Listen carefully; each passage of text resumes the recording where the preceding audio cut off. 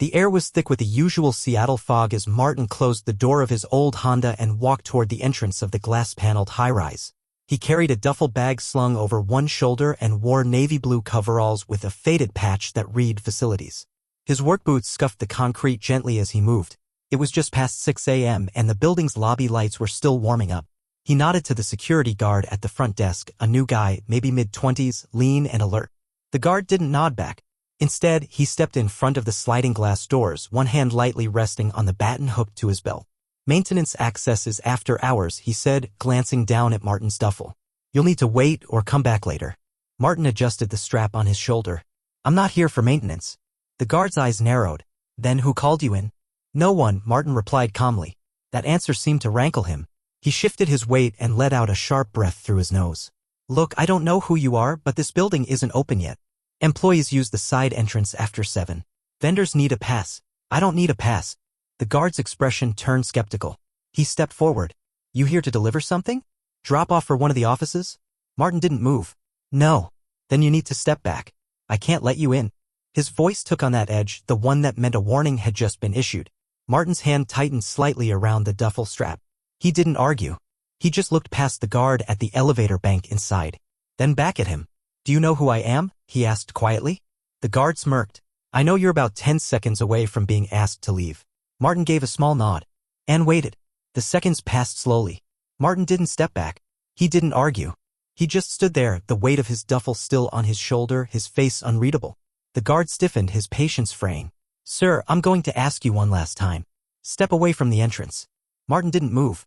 His eyes flicked toward the badge on the guard's chest. "What's your name?" The guard's jaw tightened. "Evans." "You new here, Evans? That's not your concern." Martin exhaled slowly through his nose. "It might be." The radio clip to Evans' belt crackled faintly, a voice asking for a check-in. He didn't respond. His attention stayed on Martin, on the coveralls, the duffel, the boots. None of it fit. "This is a Class A building," Evans said, as if explaining to someone who couldn't read. "You can't just walk in off the street. I don't care if you used to work here. You're not on the list." Martin nodded once, like he was making a mental note. Evans pulled the radio to his mouth. "Dispatch, I've got an uncooperative individual at the front entrance. Possibly trespassing." Martin raised a hand gently. "No need to escalate. I'll wait." The tone wasn't defensive. It was careful. Measured. Like he'd been here before. And yet, something about it made Evans hesitate. Martin took one step to the side, just enough to be out of the way, but still close to the glass. He sat down on a low planter near the wall, set the duffel beside him, and rested his hands in his lap. The gesture wasn't dramatic. It was quiet. Almost too quiet. Inside, employees had started arriving. A woman in a fitted blazer walked past the glass doors and paused, seeing the scene.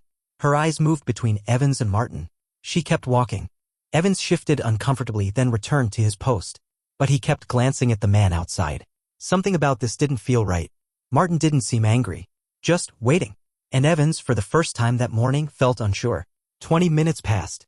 The fog outside had started to lift, but the tension in the lobby hadn't. Martin remained seated, still and quiet, like someone who'd long since learned how to wait without letting it show. He didn't look at his watch. Didn't check his phone. Just watched the building breathe to life. More employees arrived. A few swiped their badges at the side entrance. A few more came through the lobby and noticed the man sitting outside. Some gave Evans a questioning look. Others glanced quickly away. Evans stayed near the desk, posture rigid, trying to appear in control. But his hands kept fidgeting, adjusting his belt, touching his earpiece, checking his watch. At 6:38, a tall man in a charcoal suit approached the glass doors. He had salt and pepper hair, a coffee in one hand, and a Bluetooth headset tucked into his ear. He stopped mid-step when he saw Martin.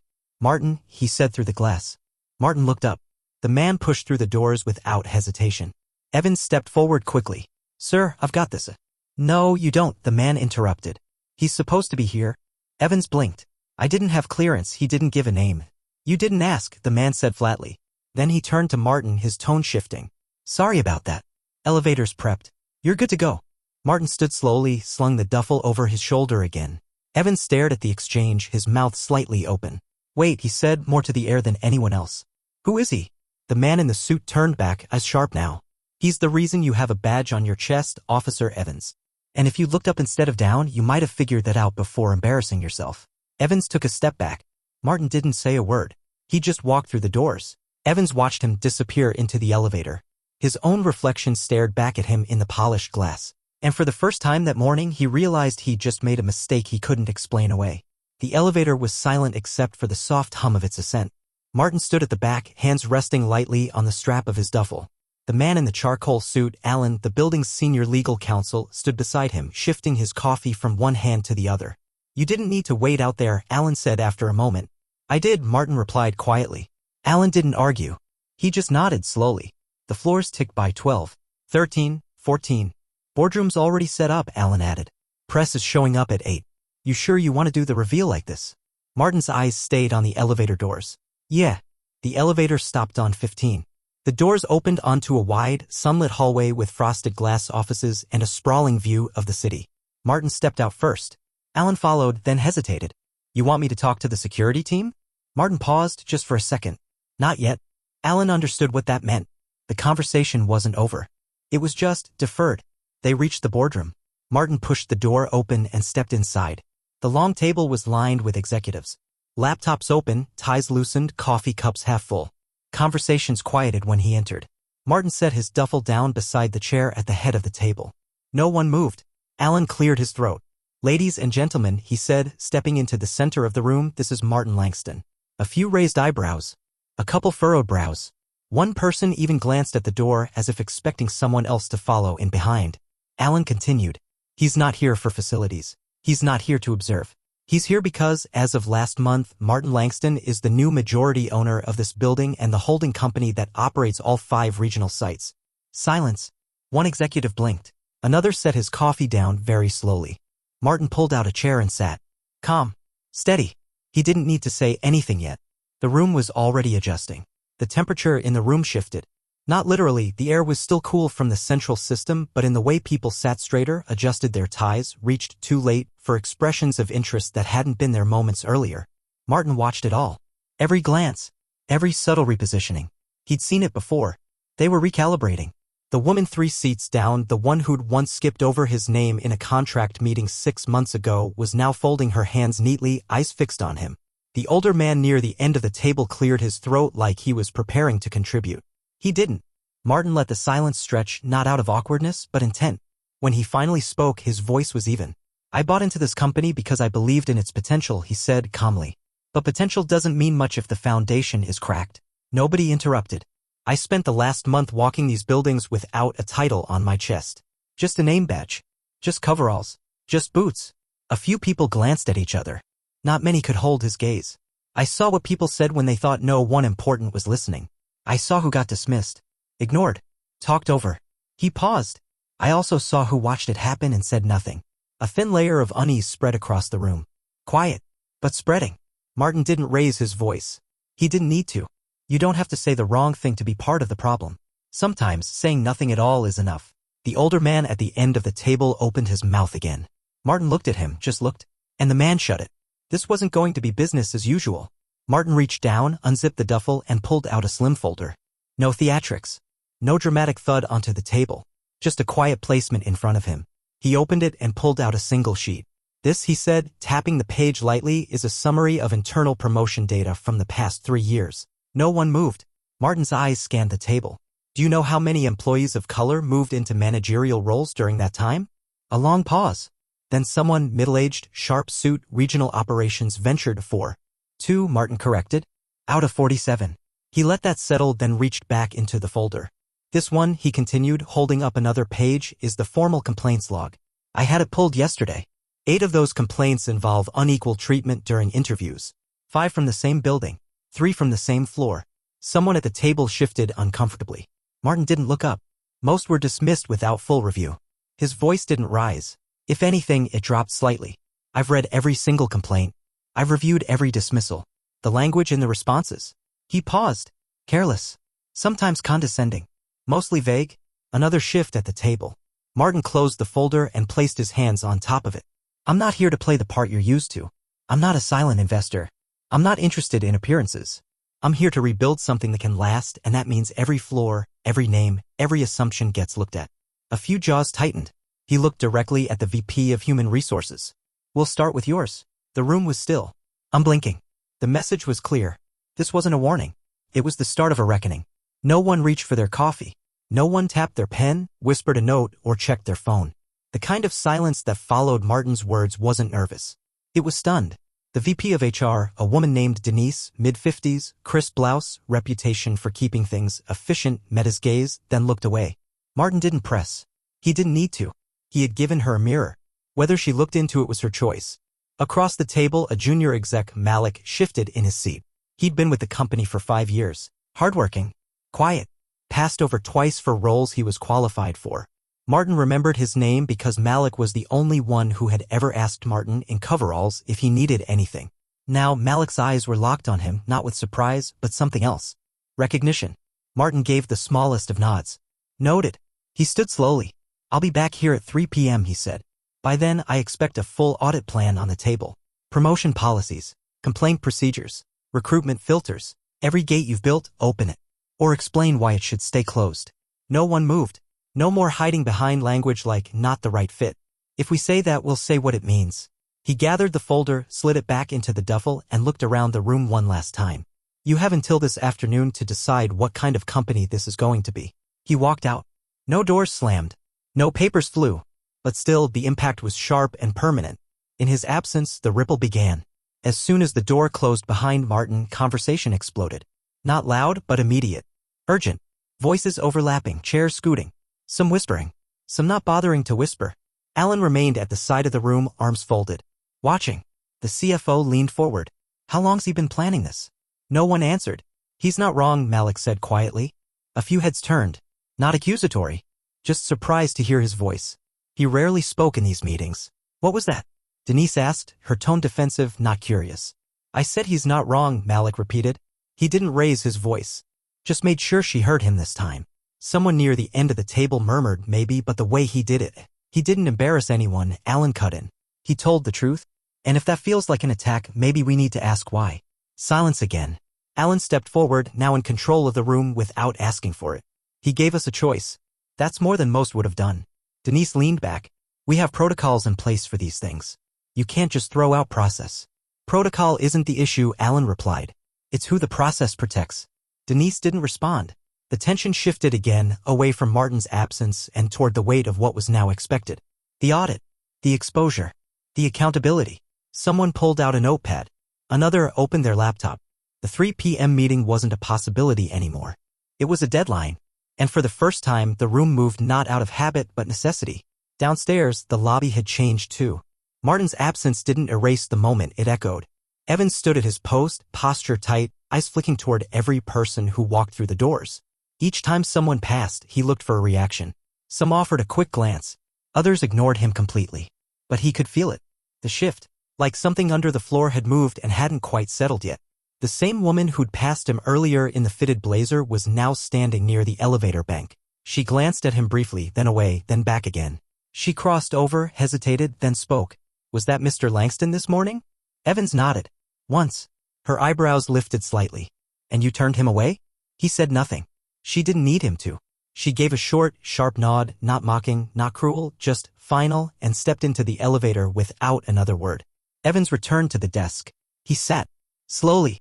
Then he reached for the desk phone. The line rang twice before a calm voice answered. Building management. It's Evans. Security desk. Yes. There was a pause. I need to report an incident. This morning. Misidentification. Escalation. Another pause. Of course, the voice said. Please file a formal write-up. And Evans? He braced himself. You'll want to be thorough. Mr. Langston doesn't forget.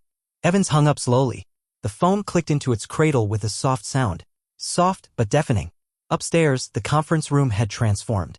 Whiteboards once filled with financial projections were now covered in lists, questions, blind spots, red flags. Malik sat beside Alan, fielding policy documents that HR had never let him near before. Across the table, Denise scrolled through a shared drive, her expression tight. Defensive but cracking. There's no record of some of these interview decisions, she said. Just notes. Informal impressions. Alan didn't look up. Then those are going to be a problem. Some of this isn't bias, she pushed back. It's instinct. Fit. Culture. Alan stopped. He looked directly at her. Culture is the problem. No one argued. The meeting had become something else. No longer strategy. No longer cleanup. It was exposure. Malik pulled up an email chain, an old thread where a junior analyst had been dismissed after asking for clarification on their growth path. I remember this, he said. She asked me for advice. I told her to ask again. She never heard back. He clicked. There it was, a single line reply. Not a leadership type. No context. No follow-up. Just enough to end a path before it started. Alan looked around the room. 3 hours until Langston's back, he said. Time to stop pretending this was invisible. No one disagreed. By 2:45, the boardroom had quieted again. Laptops were still open. Pages still turned. But the energy had changed. No more backpedaling. No more rationalizing. Just preparation. Alan stood by the window, arms crossed. Malik sat upright, notes neatly stacked in front of him. Even Denise had stopped arguing. Now she just looked unsettled. At 2:57, the elevator dinged. Martin stepped out.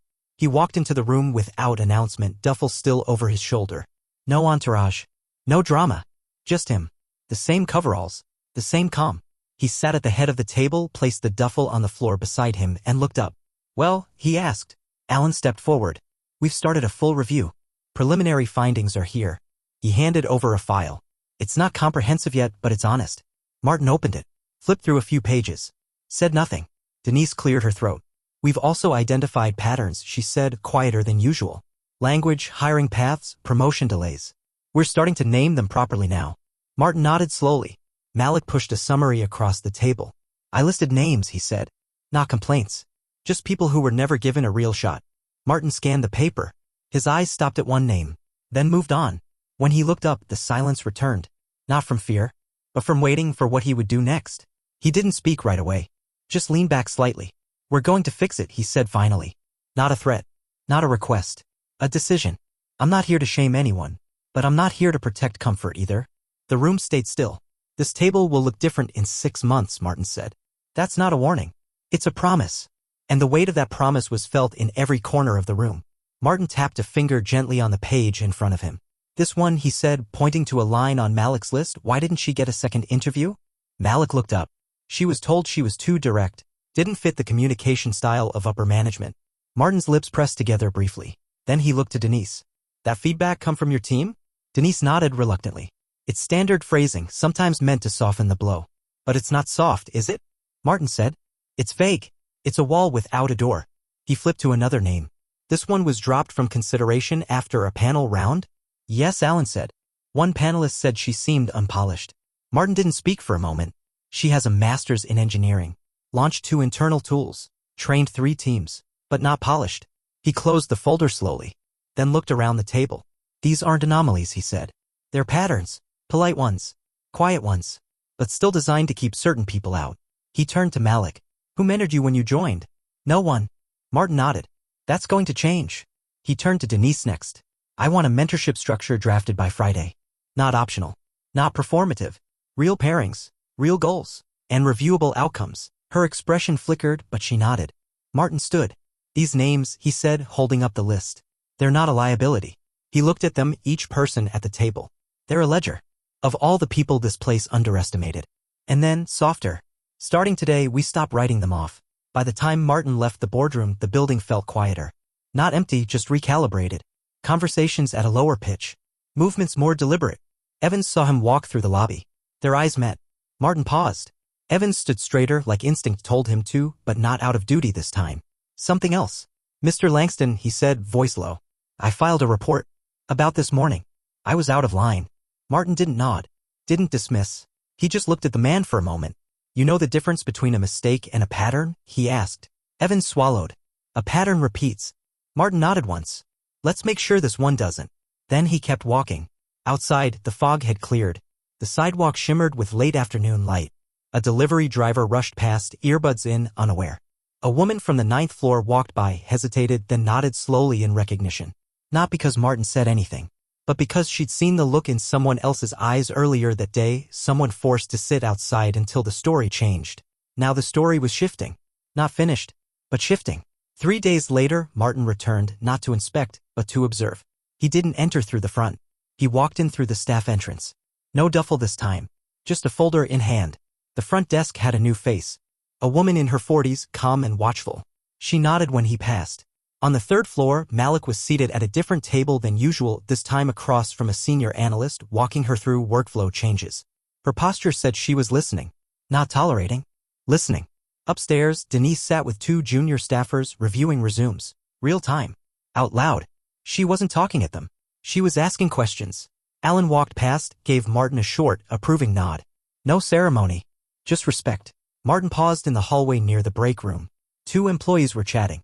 Not about gossip, not about office politics. Did you hear they're reviewing the panel process? One said. They're asking for anonymous feedback now, the other replied. From everyone. The first one smiled faintly. About time. Martin didn't speak. He just turned and kept walking. Back down to the lobby. Back into the light. Progress doesn't announce itself. It shows up quietly. One open door at a time. Martin stepped outside, the door easing shut behind him with a soft click. He stood still for a moment, watching the city move, people rushing past, phones in hand, coffee cups tilted, conversations drifting in and out of earshot. None of them knew what had happened inside that building. Not really. But they didn't need to. Because change, when it's real, doesn't beg to be seen. It works in silence. In who gets a seat. In who gets heard. In who no longer has to prove they belong before being treated with respect. Behind him, the lobby glass reflected everything, his figure, the sidewalk, the building itself. A small girl walked past holding her father's hand. She looked up at Martin, curious, then back at the tall building. She didn't say anything. Just looked. Martin gave her the smallest nod. She smiled. And then they were gone, swallowed into the crowd. Martin turned and walked to the curb where a black sedan waited. The driver opened the door without a word. As Martin got in, a voice called out behind him. Mr. Langston? He turned. It was Evans. Breathless. Jacket unzipped. Something in his eyes, not fear, not apology. Intent. I've been reading up, Evans said. On policy. On bias. On everything I should have known before. Martin watched him carefully. Evans swallowed. I just wanted to say. I'm still learning. But I'm not going to stay the same. Martin looked at him for a long moment. Then said simply, good. He got into the car. The door closed. And the building behind him stood just as tall, but inside, the foundation was no longer the same. Sometimes the most lasting changes don't come with noise. They come with memory. And the quiet certainty that next time, things will go differently. Because someone made sure of it.